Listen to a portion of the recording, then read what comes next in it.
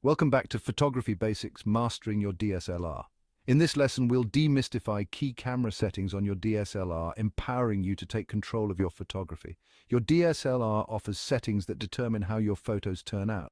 Understanding these settings is crucial for achieving your Vision Auto mode, ideal for beginners. The camera handles all settings automatically. Manual mode gives you full control over aperture, shutter speed, and ISO aperture priority. AAV mode lets you set the aperture while the camera adjusts.